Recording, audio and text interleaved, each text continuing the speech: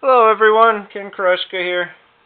So I decided I'd take on two parts machines off of eBay. They were 20 bucks a piece plus a little bit of shipping. This one came with two instruction manuals, which are worth the 20 bucks right there. I mean, these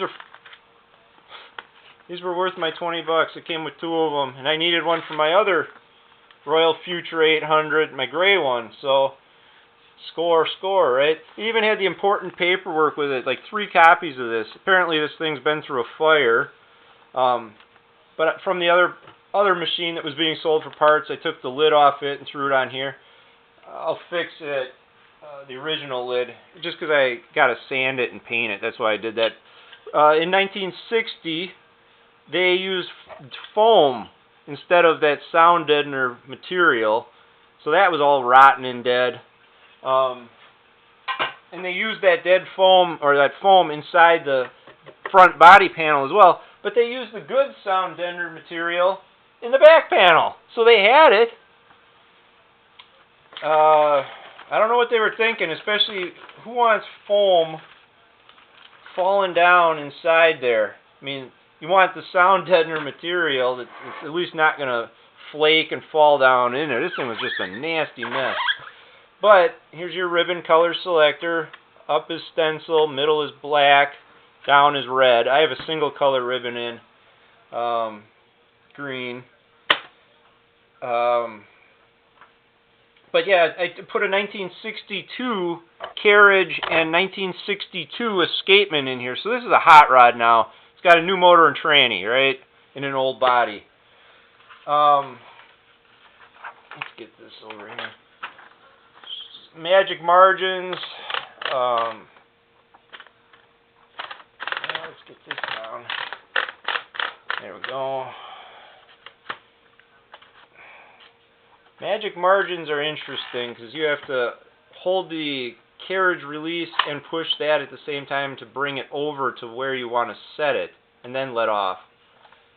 So, yeah, there's the bell. This is your little card tab thing here. I just leave that up because it's not doing anything too exciting. So if we just do the quick brown fox, and then 8 of their party, and just there. Nice printing. Let's see, can you see that? Nice printing machine. Just a bitch to set, you know. I took it to work with me last night. I'm a resident assistant. I work in healthcare, and I am people's last anything before they either wind up in a nursing home or the grave. So these old people love this stuff, and I took it to work with me, and I showed it to a resident who's encouraging my writing, and she, you know, she loved it. She thought it was in real nice shape. And the other people I work with, one of my coworkers, she's 30 years old, and she asked me, "Do you have to charge it?" Do you have to charge it? No, it's not. First off, it's not electric, and second off, but it's just that, you know, you find it funny or whatever.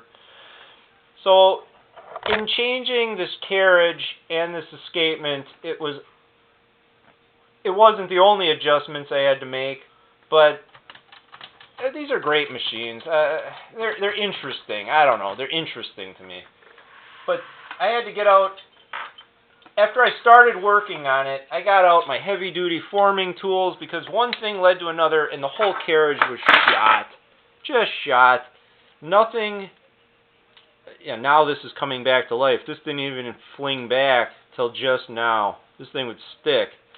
But the whole carriage sticks, so what difference does it make? It does not ride nice and smooth. It stops about there. I can hold it and not worry about pinching my finger. It's crap. Everything is bent and bowed on this thing. Everything about it. I tried. I mean, these are Midwestern Tool Company, Chicago, Illinois stuff. Heavy-duty lineman bending tools, you know, forming tools. It's just, every part of this is just off. Where's my, here. Any part I pick, if I put that level on there, look at that. Look at that. You see, look at that. Just bad. I don't know if this slipped out on Royal or what, because even this foot is wrong. And you can't just take off the bottom of the carriage rail from the top. You can't unscrew and adjust these things. This thing's all one piece, is what I'm trying to say. Yes, you can take the ball bearing out, but that's irrelevant to what I'm trying to say. You got the mainspring all mounted into this one thing as like a whole assembly, okay? It's a mess. It's just a monstrous mess, and it's crap. This one is. And then the escapement was a whole nother thing. 1960 stuff was different than 1962, because the 62 was the parts machine I pulled all the stuff out of. Not different, but little differences, like this. This is your ribbon color selector assembly that mounts in the... Bring this corpse over here, I'll show you. Would mount in the bottom here in the back, right in this area. But this is a whole different setup than the 62. This, with this one giant spring here, the 62 one is better, in my opinion. You hook around this. I don't have the link in there to show you, but that link goes in between that space.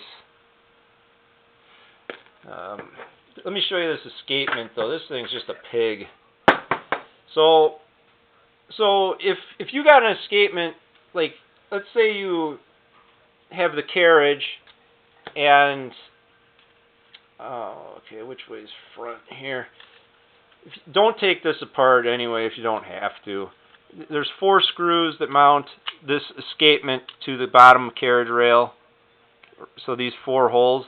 These 2 here would be threaded into the escapement assembly bracket, but this side won't be threaded. This is still not threaded because that all hangs on a separate, that all threads into a separate piece off of this. If I got this right, this piece here is your threaded part for holding that all together. So you got to turn this. If it wasn't for that spring, this would be impossible. You got to turn this because that kind of holds it. That's a stop, not for this, but for behind it here. See how that springs back then? I mean, this is just solid rust and it wasn't cooperating, but you have to turn that and then thread the 2 screws in from the top down. So it's really a feat. Here, if you have this pawl not grabbing, this dog, hold this right so you can see, if this dog isn't grabbing, this you could correct without taking the whole thing apart. If this was your only problem, having this spin left and right and not engage will cause the carriage to just, well, if it worked, it wouldn't latch. It would just zoom, zoom, zoom, zoom. So you'd pull out the paper pan. There's 2 screws, and you'd be able probably to fish down and get at this. All that is this spring here would be on the wrong side of this dog. And if you just lift it up, push that dog in and put that spring down back in the hole, now it ratchets. If that was your only problem, that's how you fix that. So I don't know how this is exactly going to help you, except showing you kind of an internal view of one of these machines. This goes in there kind of like that, right? Here's your brackets for the front for the ribbon vibrator and all that. You'll have a piece that's not in here right now that mates up to this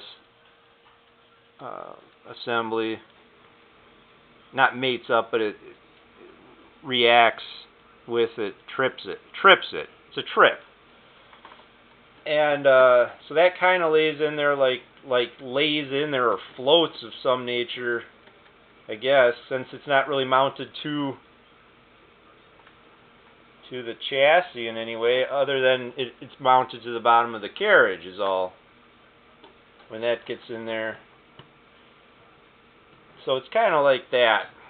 And then this is just your tab rack. 2 screws hold that in. So get this out of here. So it would look like there. It would look like that, and then the two screws go to the inside of the tab rack. So, alright. Well, I just wanted to show off my 60, I guess. My Hot Rod 1960. Have a good day, everybody. Be careful and enjoy your projects. And good luck.